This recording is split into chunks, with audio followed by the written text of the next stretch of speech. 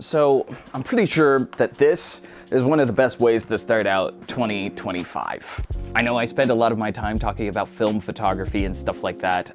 I do really love shooting film, but the truth is I also shoot digital from time to time. Inside of this case is something pretty cool. I'm very excited to show you, and I'm really excited to get out and start using it, playing around with it and everything like that. And I'll show you what's inside this case in just a moment. But first, I just wanted to give you like a little bit of an expose on Levi lore. Obviously, I love shooting film. It's one of my favorite things. Most of my cameras were actually passed down to me by my great-great-grandfather on my mother's side. So I got a couple of Nikons, I got a Leica from him and a Rolleiflex, and I enjoy taking those out to shoot any opportunity that I'm given. But I am in this really interesting position where shooting film is still sort of a hobby for me. It's something that I love a lot, but it's not something that brings in a lot of income. I could start shooting weddings. I hear that film photography is huge in the wedding industry. However, you kind of need to know people in order to do that. So instead, what I do is I work a part-time job. I'm sorry, I'm not gonna tell you what that is. And I do event photography on a digital camera. Let me go grab my camera, hold on. This is actually gonna be hilarious. This right here is a Canon EOS R, and it is my daily carry. Believe it or not, this is my first camera. That bazooka of a lens is the 70-200 2.8. You really can't go wrong with this lens. It's an absolute workhorse. It's a full frame mirrorless camera. The specs are a little bit low. I only have one SD card slot, but the sensor is a 31 megapixel readout, and it produces some beautiful images. And even though this isn't considered a professional body, I really enjoy shooting on it. The only reason I thought it would be a good idea to upgrade would be to get 4K resolution for videos. Pretty much any camera that you can get that's like later than 2010 is going to be an incredibly powerful camera that's going to put out some fantastic images. But I thought it would be funny to show you this camera before I show you what's inside the case. Should I do a little bit of ASMR?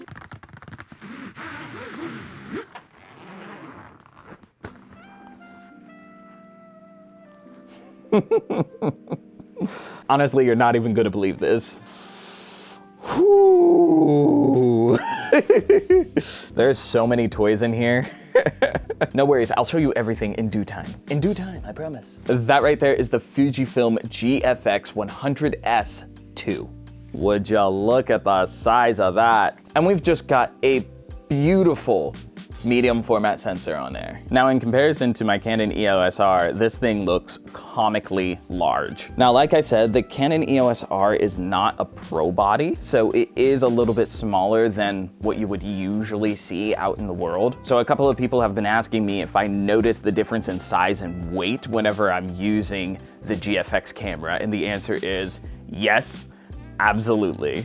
Really quick, just because I feel that I have to do this, I am going to talk through some of the specs on this camera. So the big question is, where does this camera sit in the Fujifilm lineup? Well, this is supposed to be Fujifilm's affordable medium format camera. I actually said that this camera was affordable in one of my other vertical, I don't know what to call those. What do you call the vertical videos? Shorts? I guess shorts. I actually called this camera affordable in one of my shorts, and everyone in the comment section was saying $5,000 is not affordable. And that's true, you're right, but we do need to compare this camera to other medium format bodies. If you're talking about like a Hasselblad or a Phase 1 medium format camera, then you're looking at upwards of $8,000. And that's also true for the Fujifilm GFX 102.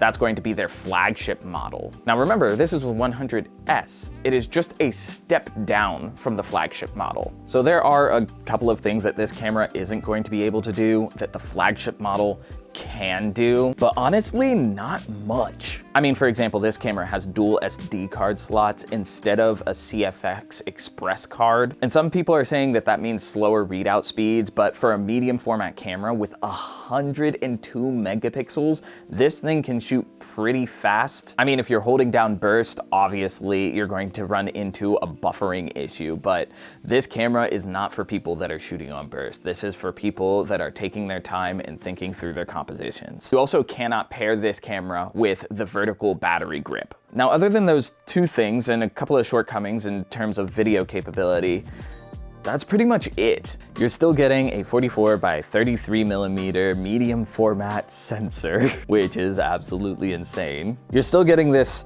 really interesting tilty screen in the back. You're still getting all of the film presets in the camera. It's still a Fujifilm camera. And the stills that come out of this thing are crispy. They're crispy, dog. Now listen, I'm not much of a specs guy. I wish I was. I wish I was someone that spent all night and day looking up different types of information about each camera and all of the aspects and everything that it can do, but that's not really me. So I'm not going to spend too much time talking to you about specs, but I will tell you what it feels like to shoot on this thing. I did already take this thing out to shoot, and I do want to show you a couple of stills from that. But before I do that, is it weird that I'm just showing you a camera body with no lens on it? Let me show you what I got in the box. Fujifilm was kind enough to send me 3 lenses. They actually let me have my pick of lenses. They wanted to send me the 55mm 1.7, which I hear is very popular, but I said no. I don't know why. So I suppose the big question is, why 63mm? Well, that is the focal length that I am most familiar with. Now, you have to keep in mind that this is a medium format camera, which means the lenses are not the same as they would be on a full frame camera. So essentially, this lens is the focal equivalent of a 50mm lens on a full frame camera. The aperture is also going to be a little bit different, probably around a 2.2 equivalent. But the big thing to keep in mind with these cameras is that you just get more layers of depth. Depth of field is actually a really complicated thing to explain. It's not the same as low aperture, more buttery background. But what I can tell you is if you are shooting at f8 on this camera, you're still going to get buttery bokeh in the background. In order to get more things in focus, you have to be a little bit closer to f11, f16. And for those of you that are worried about things like diffraction, I would say, chill out. The bigger the lens, the less you have to worry about that. I'd say you really have to get upwards of f24 before you really start running into that sort of issue. That is such a long-winded way for me to tell you that I like this lens. We got 2 more lenses. I've also got the 80mm 1.7. It's going to be closer to a 63mm on full frame. And this is a 110 f1.7. And that's going to be a little bit closer to 80mm. These lenses are very heavy. It's a lot of glass. I just wanted to show you these one more time. This is so funny. It's like, it's not even fair.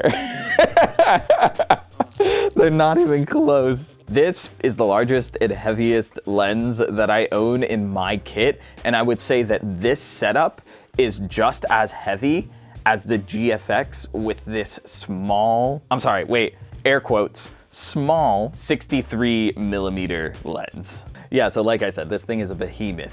The only other things in the box are a tether cable and batteries. Oh, I gotta tell you, I already took this thing out to shoot. Just so that I could get used to the camera, I took it out to shoot as if I were just shooting street photography, which was a little bit of a weird decision. So yeah, so me and my buddy John actually went down to the Boston Commons. It was a super snowy day, nice and cold out. The pond was frozen over, so everyone was doing things like playing ice hockey and stuff like that. For the most part, I was shooting the whole day at f8. But I think something that you'll realize whenever you're looking at these photos is that there's still a lot of background separation. In contrast, whenever I shoot on a full frame camera at f8, I'm pretty close to having most things in focus. I mean, no, it's not that blown out background that you would get at like 2.8 or 1.4. But there is still a lot of layering and depth to these photos. Slinging this thing around just wasn't really comfortable in the hand, and it doesn't have that super snappy autofocus that you would find on like a Canon or a Sony. And I don't think that's the fault of the Fujifilm body. I think it's actually the lenses. There's just a lot of glass elements moving around in this lens component. And I'm not really sure what motors they're using for this, but they do feel slow while I'm focusing. They do feel a little bit clunky. There are a lot of instances where the camera would be able to find the subject that I'm trying to lock onto, but by the time the shutter actually goes off, the subject has moved out from their original spot, so I ended up with a lot of blurry photos. Even my Canon EOS R is a little bit old and it locks on subjects like nobody's business. I mean, take that with a grain of salt. I just got this camera in my hands and I'm still trying to figure out how the whole system works, and I'm just kind of fumbling around with it and going through all the menus and doing what I can. It seems to me that people with GFX aren't really going to be shooting sports or street. They're probably going to be in a studio or putting their camera on a tripod. You know, controlled environments. And I think that's how I plan on shooting this camera from now on. Controlled environments or controlled situations. Just yesterday, I did a studio session with a model named Maddie, and that was a ton of fun. Literally, while I was in the studio with the model, everything that could have possibly went wrong. But other than studio photography, I do have a couple of things lined up for the GFX. I'm going to be flying. I almost said flying, and I'm not flying. I'm going to be driving home to Pittsburgh, Pennsylvania to go see my family, see my mom and pop. Mom and pop.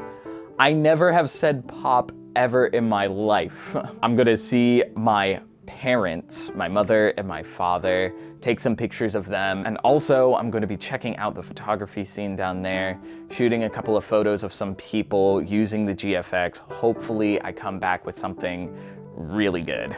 If you want to see the real world application of the Fujifilm GFX, don't forget to follow me. Oh wait, no, on YouTube it's subscribe. But yeah, I'm gonna be sharing my adventure and some of the shots that I get with this thing. Yeah, I think that's it. I think that's all I have to say so far. All right, I think I'm gonna go. Yeah, okay. All right, bye. I'm taking this with me.